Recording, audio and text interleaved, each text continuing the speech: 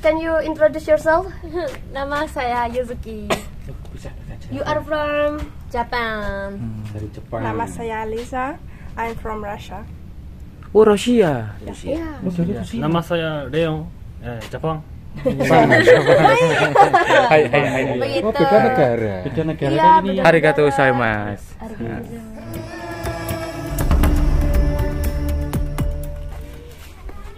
Assalamualaikum warahmatullahi wabarakatuh. Teman-teman, saat ini saya berada di Jawa Tengah, tepatnya di Gunung Pati. Nah, Gunung Pati ini banyak dihuni kera-kera ya. Ratusan kera-kera berada di sini, dan menurut dari legendanya, kera-kera ini merupakan keturunan begitu dari kera di zaman dulu yang membantu Sunan Kalijogo di waktu Sunan Kalijogo mencari kayu jati untuk sebagai bahan pembangunan Masjid Demak kala itu. Nah, diceritakan bahwa ketika Sunan Kalijogo mengambil kayu jati yang cukup besar, kayu jati tersebut tersangkut di bebatuan ya, di bebatuan sungai. Nah, berbagai macam cara sudah dilakukan namun tidak bisa, teman-teman. Seketika itu ada 4 ekor monyet yang berwarna kuning, berwarna putih, merah dan hitam membantu untuk menarik kayu jati yang tersangkut di batuan waktu itu, teman-teman. Sehingga berhasillah pohon jati tersebut dari himpitan batu-batu besar. Nah, oleh sebab itu kayu jati berhasil dihanyutkan kembali di sungai yang ada di depan kita ini. Jadi dulu ini ceritanya itu bukan waduk ya, tapi merupakan sungai. Nah, di sini sudah ada visualisasi sebagai simbol bahwa 4 ekor monyet yang membantu Sunan Kalijogo. Nah, di sini ada 4 ekor ya. Nah, oke. Jadi teman-teman, setelah itu ya, kelanjutan dari legendanya bahwa ketika Sunan Kalijogo menghanyutkan kayu jati, ternyata 4 kera tersebut ingin ikut untuk menuju ke Demak, tapi tidak diperkenankan oleh Sunan Kalijogo. Sunan Kalijogo memberi suatu amanah untuk Mangreho ya. Mangreho itu adalah untuk menjaga pohon-pohon yang ada di sini, katanya gitu. Dari situlah muncul nama Krio. Jadi nama Krio ataupun tempat di sini sebagai tempat yang terkenal itu namanya Krio. Seperti ini misalkan, ini ada jembatan namanya Jembatan Krio. Di bawah sana ada gua ya, petilasan dari Sunan Kalijogo namanya juga Goa Krio. Jadi nama Krio itu diambil dari kata Mangreho. Mangreho itu artinya jagalah ya, untuk menjaga pohon-pohon besar di sini. Nah, seperti ini teman-teman. Ini adalah Jembatan Krio namanya. Jembatan ini masih baru sebagai jembatan waduk ya. Nah, waduk Jati Palang namanya, kalau nggak salah ya. Nah, itu ada warga yang mencari ikan. Jadi waduk ini baru. Dari mana, Mbak? Dari Goa. Oh, dari Goa. Oh, dari Kudus, Mas. Oh, dari Kudus. Oke. Ini apa, Pak? Bungkutan pring. Siap. Oke, kita akan menuju ke tempat di mana menjadi saksi bisu tentang adanya Sunan Kalijogo yang bertapa begitu ya, yang bertafakur di tempat ini. Nah, ini teman-teman, ini guanya pada mentangkreng ya, duduk nyantai di sini ya. Tuh. Nah, ini. Nah, ini adalah keranya. Jadi kera ini adalah apa istilahnya, keturunan dari 4 ekor kera yang membantu Sunan Kalijogo pada waktu itu. Nah, Di sini terdapat relief begitu sebagai gambaran tentang apa yang saya ceritakan teman-teman, tentang legenda itu. Nah di situ ya, jadi ini adalah reliefnya. Ada Sunan Kalijogo beserta para pengikutnya begitu, para santrinya mungkin ya, yang ingin melepaskan pohon jati yang cukup besar dari himpitan batu.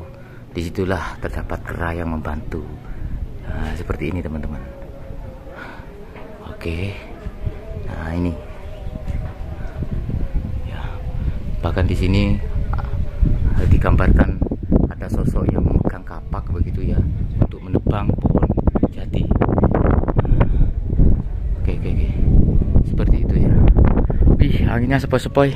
Kita akan lanjutkan untuk menuju guanya dengan menyeberangi jembatan Kreo ini. Kalau kita lihat memang seperti itu kondisinya ya. Mohon maaf agak bising dengan angin karena memang anginnya cukup kenceng, karena ini jembatan begitu ya.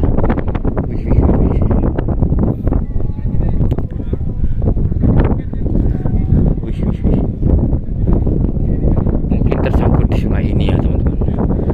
Ini kan dulunya sungai, bukan waduk. Nah ini kan ada kelihatan batasan-batasan tepi ya. Nah itu, ada orang yang mancing. Oke. Nah ini ada 4 kera lagi. Ini yang mungkin yang digambarkan yang membantu begitu ya, gambaran dari yang membantu Sunan Kalijogo. Nah ekspresinya macam-macam ya, ada yang pegang telinga, ada yang menutup telinga gitu ya, ada yang lagi nongkrong gitu ya. Oke, kita akan ke sana. Sepertinya sudah dekat teman-teman dengan guanya ya, namanya Gua Kreo yang berasal dari Mangkreo. Nah, oke, kita akan menuju ke atas.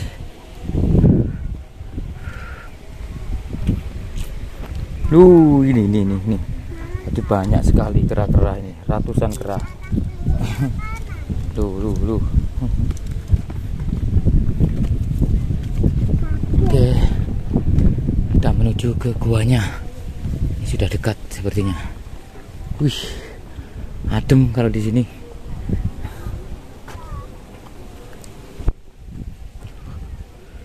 Adem teman-teman.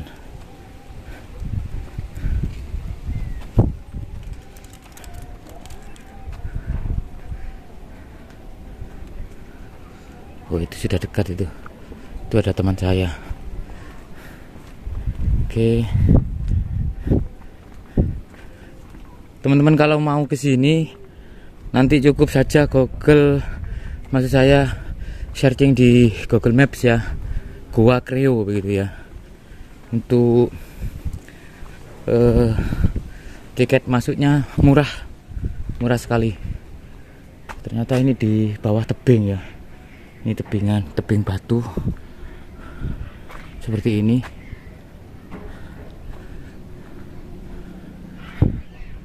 Oke.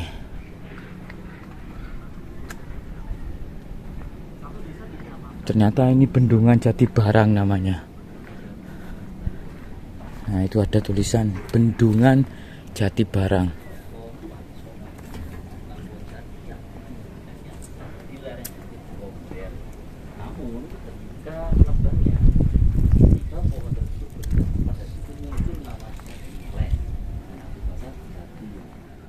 Ya teman-teman, saat ini sudah berada di samping jembatan Kreo ya.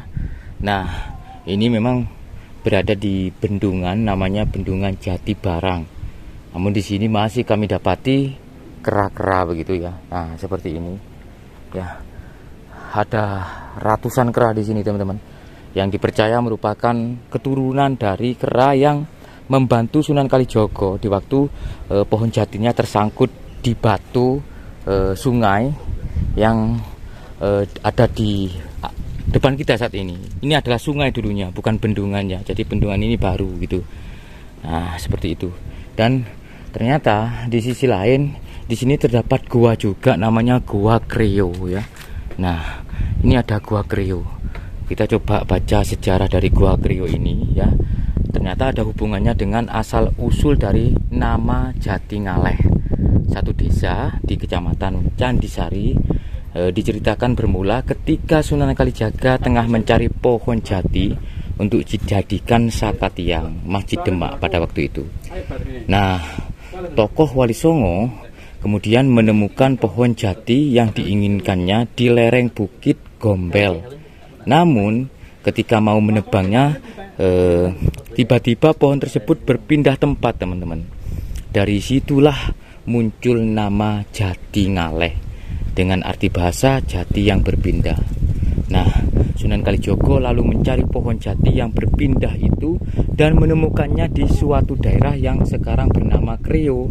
Namun kendala kembali menghadang. Pohon jati yang telah ditebang dan dihanyutkan ke sungai tiba-tiba terjepit di antara bebatuan dan sangat sulit untuk diambil. Ulama yang juga dikenal sebagai Syekh Malaya itu pun bertafakur di dalam sebuah gua dan berdoa. Tidak lama kemudian datanglah 4 ekor kera yang masing-masing berwarna merah, berwarna hitam, berwarna putih, dan berwarna kuning yang membantu Sunan Kalijogo. Berkat bantuan keempat kera itulah Sunan Kalijogo mampu menghanyutkan pohon jati ke Demak. Ketika Sunan Kalijogo pamit, para kera itu mau ikut, teman-teman. Namun dia menolak ya. Sunan Kalijogo menolaknya atas permintaan itu. Sebagai gantinya, Sunan Kalijogo menyerahkan kawasan ini, begitu ya, kawasan di sekitar sini, di wilayah ini, untuk dijaga kera-kera tersebut. Nama Kreo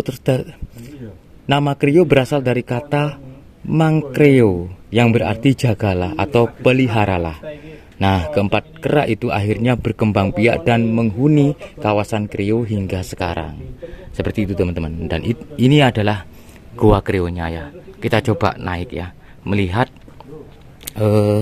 waktu Sunan Kalijogo bertafakur di gua ini untuk meminta ridho kepada Allah, begitu ya.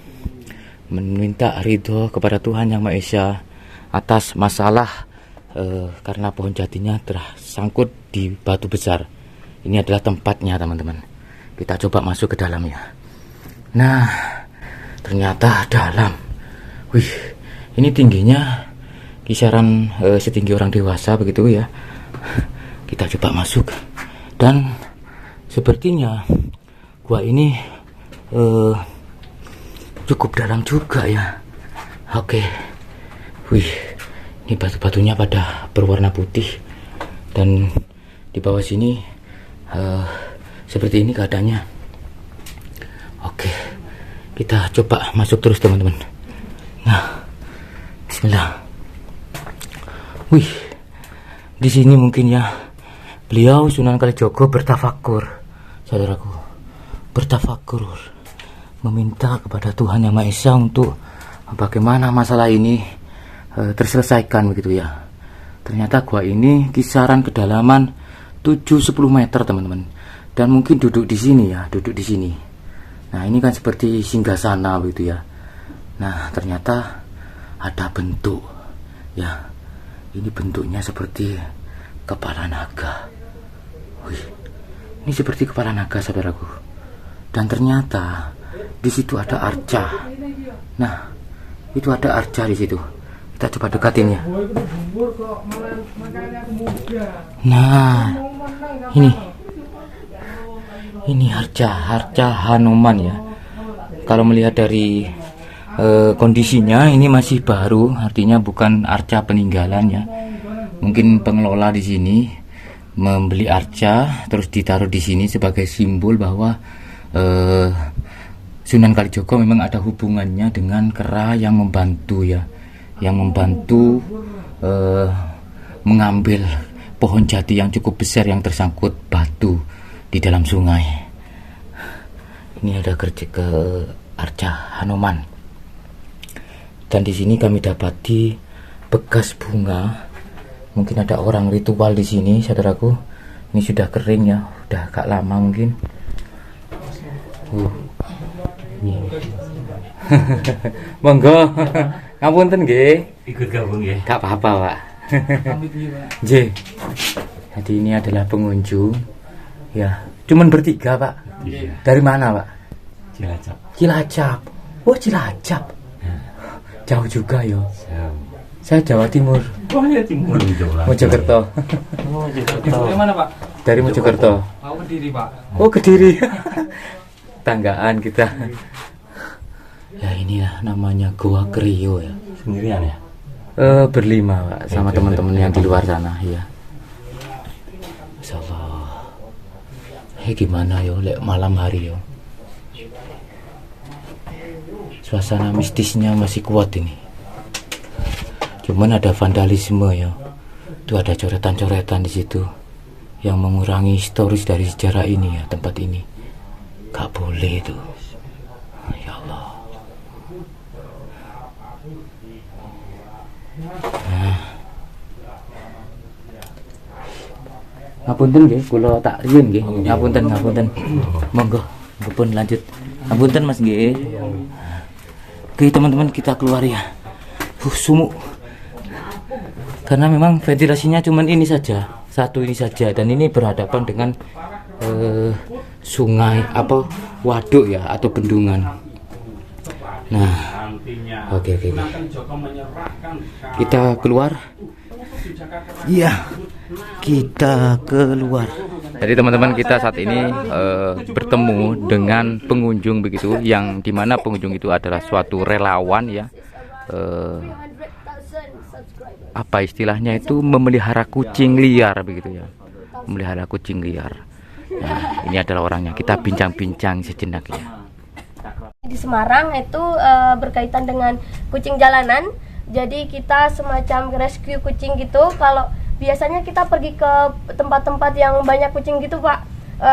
Kayak pasar contohnya kan tuh banyak kucing jalanan kan, kita kasih makanan ke mereka. Tapi kalau kita menemukan kucing-kucing yang sakit, maka kita bawa ke shelter kita atau ke tempat kita untuk diobati begitu. Kemudian termasuk yang ada di belakang Mbak ini kan dari Jepang, itu juga ikut di komunitasnya Mbak atau gimana? Iya, mereka mendaftarkan diri sendiri karena semacam organisasi kami Grid Indonesia.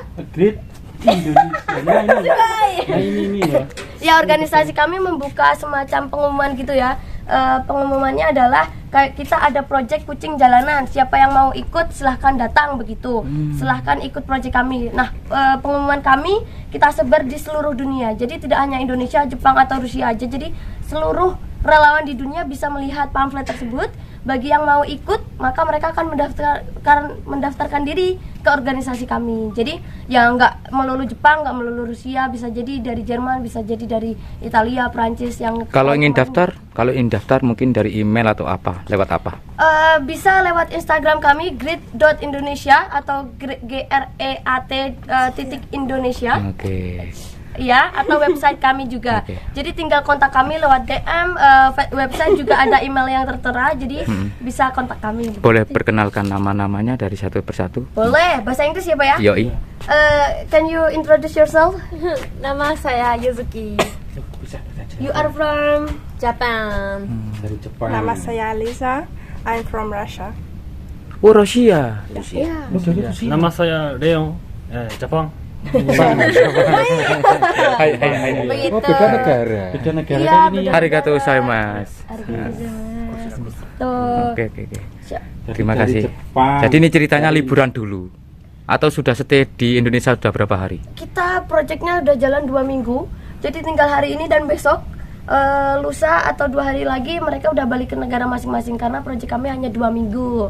Nah, kebetulan udah selesai semua, udah street feeding, udah bekerja sama dengan 4 universitas juga, udah ke Pekalongan juga kita Pak. Jadi kita diundang oleh Universitas di Pekalongan untuk datang ke sana. Minggu pertama itu kita ada 8 relawan, 7 dari Jepang, 1 dari Rusia, dan 2 dari Indonesia. Namun di minggu kedua ini tinggal kita berempat. Jadi teman-teman relawan ini ketika mereka datang ke Indonesia, melamarkan diri ke dalam proyek kami, mereka membayar Pak. Dan proyek ini berjalan karena ya dari mereka ini. Sudah ada berapa ekor kucing yang sudah Di shelter kami? Iya. Di shelter kami ada 32 kucing. Yang sakit sekitar 5 atau 6 gitu yang masih sakit. Cuman yang sisanya udah sehat. Nanti- kalau adopsi bisa. Nanti kalau sudah sembuh itu kucing-kucing terus diapain? Biasanya masih tetap kita ini pantau hingga sampai benar-benar sembuh. Kemudian kita juga buka bagi semua orang yang mau semacam adopsi kucing, maka bisa dan tidak dipungut biaya. Biasanya kan orang-orang kalau mau adopsi bayar dulu ya. Jadi membayar atau membeli kucing gitu ya. Kalau kita enggak, siapapun yang mau adopsi bisa ambil di shelter kami. Kenapa memilih kucing?